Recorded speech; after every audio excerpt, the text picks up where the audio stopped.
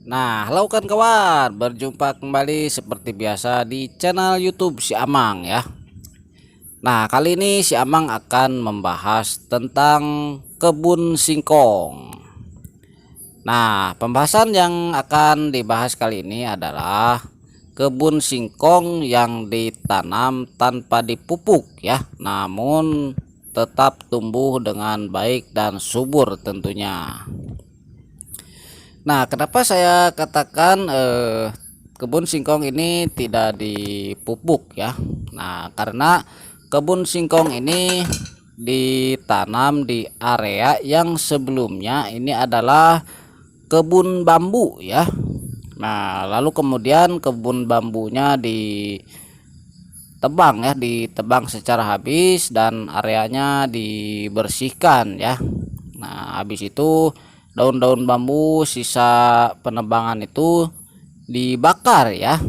Nah, pada akhirnya membuat tanah yang ada di area ini menjadi sangat subur sekali sehingga sangat cocok untuk ditanami tanaman singkong seperti ini. Dan ini bisa dilihat hasilnya ya. Tanaman singkong ini tumbuh dengan sangat baik dan juga subur.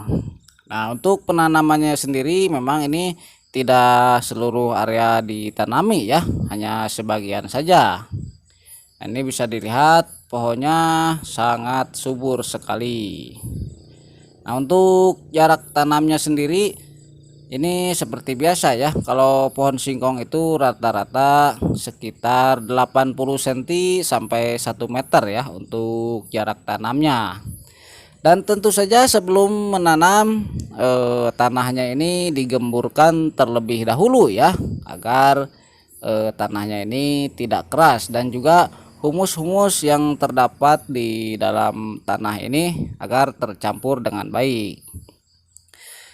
Nah, seperti lokasi yang ada di sini, memang kalau lokasinya seperti bekas kebun bambu yang habis ditebang dan tentu hasil pembakaran dari sisa-sisa daun bambu itu akan menjadi pupuk secara alami ya.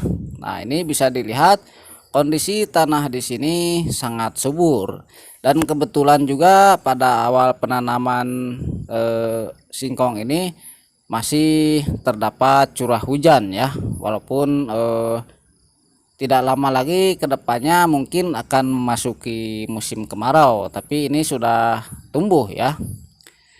Dan ini bisa dilihat ini adalah bekas-bekas akar pohon bambu ya.